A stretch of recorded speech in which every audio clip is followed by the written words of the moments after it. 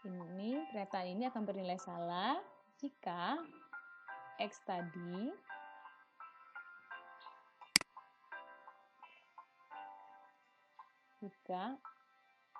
ya, jadi dia X tadi itu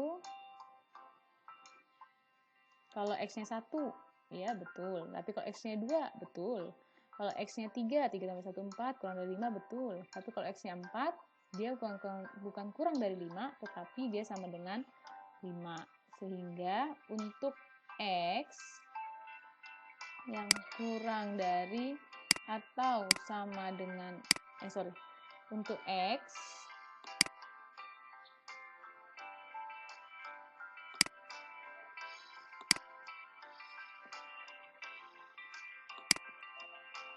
jadi untuk X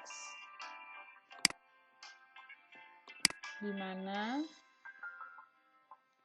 jika X-nya itu lebih dari atau sama dengan 4, maka pernyataan ini akan bernilai salah. Makanya diberikan ada X, jadi tidak untuk setiap X, hanya ada X. Contohnya apa? 1 ketika X-nya kurang dari, ini akan bernilai salah ketika X-nya lebih dari atau sama dengan 4. Tetapi ketika X-nya kurang dari 4, maka 4 tidak termasuk di dalamnya, pernyataan ini akan bernilai benar. Dan untuk yang ini, 3 ditambah X lebih dari 1,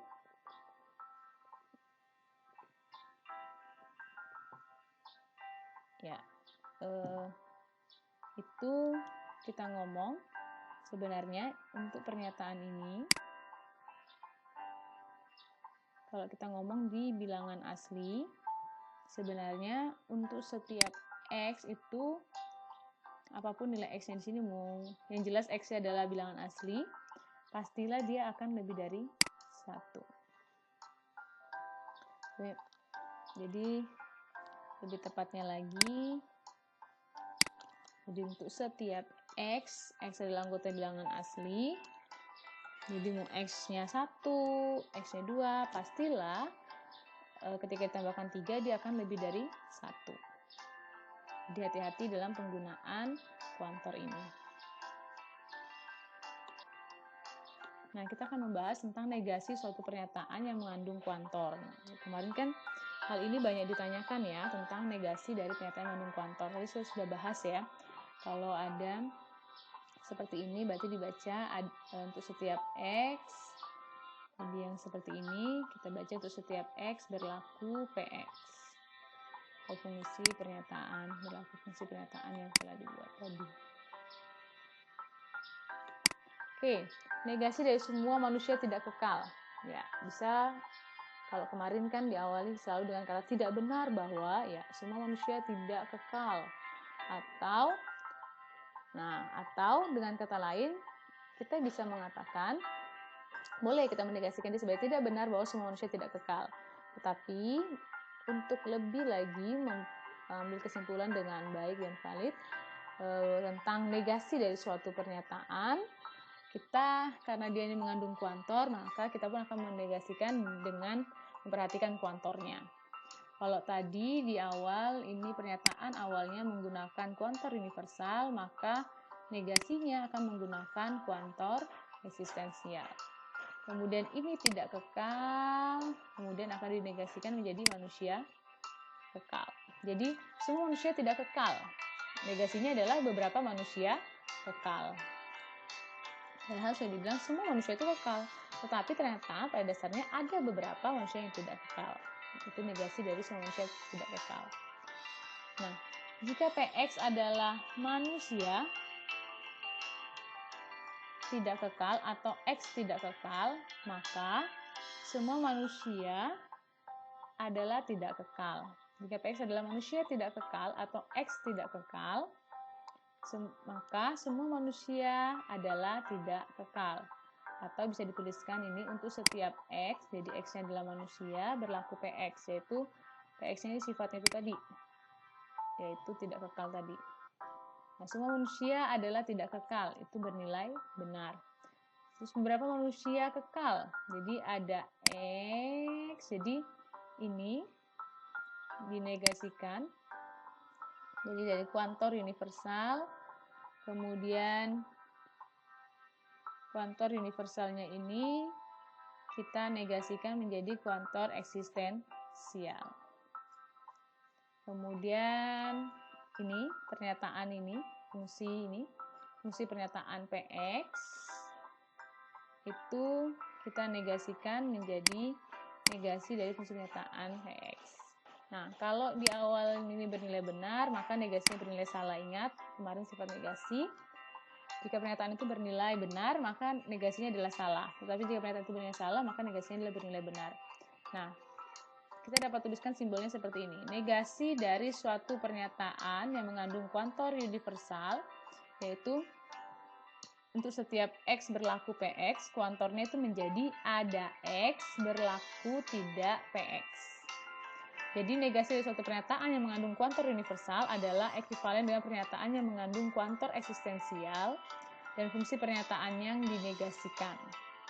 Dan sebaliknya. Jadi ketika ini pernyataannya adalah kuantor eksistensial, maka negasinya akan menjadi kuantor universal. Px-nya akan berlaku untuk negasi dari Px.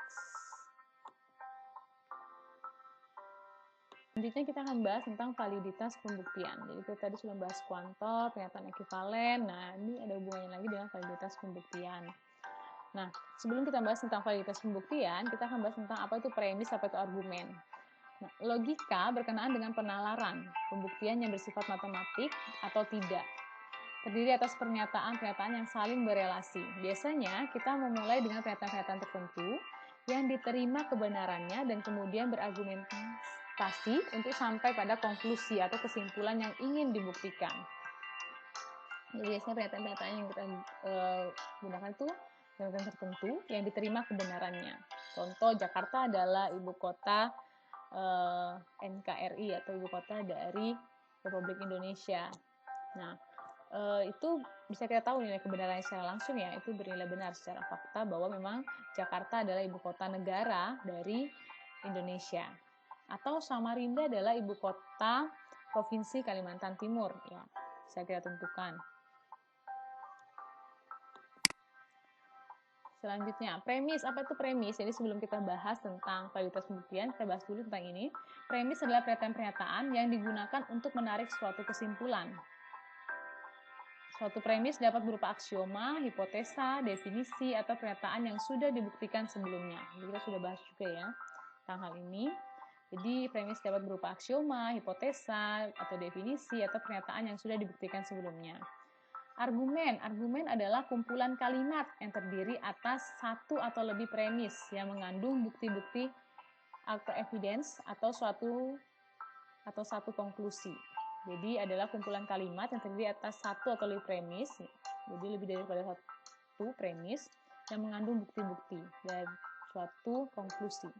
Konklusi itu selayaknya supposed to atau diturunkan dari premis-premis. Jadi kalau kita tahu konklusif itu biasanya kayak pengambilan kesimpulan gitu ya, atau di dalam validitas pembuktian ini dia diturunkan dari premis-premis konklusi tersebut. Nah, validitas pembuktian, konklusi selayaknya diturunkan dari premis-premis atau premis-premis selayaknya mengimplikasikan konklusi. Pada argumentasi yang valid, konklusi akan bernilai benar jika setiap premis yang digunakan di dalam argumen juga bernilai benar. Jadi validasi argumen tergantung pada bentuk argumen itu dan dengan bantuan tabel kebenaran. Benar atau salahnya suatu konklusi hanya dalam hubungan dengan sistem aksiomatik tertentu. Konklusi itu benar jika mengikuti hukum-hukum logika yang valid. Nah, jadi kita akan bahas ini ya. Dari aksioma. Jadi perhatikan hukum-hukum logika yang valid. Dan negasinya adalah salah. Jadi konklusi itu benar jika mengikuti hukum-hukum logika yang valid. Dan negasi dari konklusi tersebut adalah bernilai salah jika konklusi itu bernilai benar. Cara yang lebih praktis, jadi konklusi itu benar ya, benar jika mengikuti hukum-hukum logika yang valid. Nah, cara yang lebih praktis banyak bertumpu pada tabel kebenaran, dasar, dan bentuk kondisional. Jadi berdasar pada tabel kebenaran dasar dan bentuk kondisional. Kondisional atau apa? Implikasi. Nah, bentuk argumen yang paling sederhana dan klasik adalah modus ponens, modus tollens. Dan ada itu yang paling ini ya, argumen yang paling sederhana. Berikut modus ponens ya. Jadi kalau ada premis 1, jadi ini kita pakai implikasi atau kondisional. Perhatikan dulu untuk modus ponensnya. Premis 1, jika P maka Q. Jadi jika pernyataan P, jika P maka Q.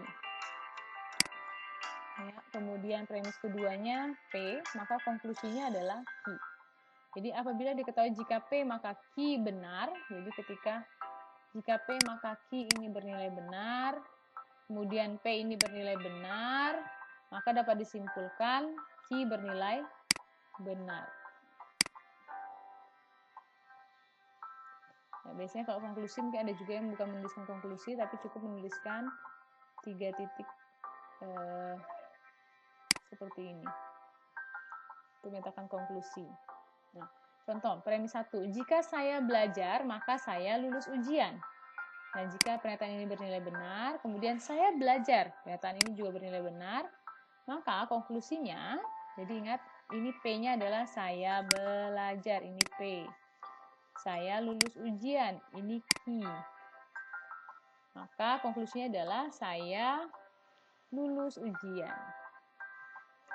Jika saya belajar, maka saya lulus ujian. Saya belajar, maka saya lulus ujian. Nah, baris pertama dari tabel kebenaran aplikasi menunjukkan validitas dari bentuk argumen modus ponens. Kalau benar-benar bernilai benar. Modus tollens. Jika P maka Q, untuk premis 1, premis 2-nya negasi Q, maka konklusinya adalah negasi dari P. Contoh, jika hari hujan, maka saya memakai jas hujan. Jadi P-nya adalah hari hujan.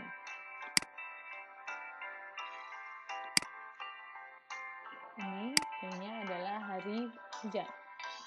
Saya memakai jas hujan, itu Q. Kemudian saya tidak memakai jas hujan, premis keduanya, berarti ini negasi dari Q. Sehingga konklusinya adalah negasi dari P, negasi dari hari hujan, yaitu hari tidak hujan. Perhatikan bahwa jika P terjadi, maka Q terjadi. Sehingga jika Q tidak terjadi, maka P juga tidak terjadi. Nah, yang selanjutnya adalah silogisme. Jadi premis 1-nya, jika P maka Q, kemudian premis 2-nya, jika Q maka R, sehingga konklusinya adalah jika P maka R.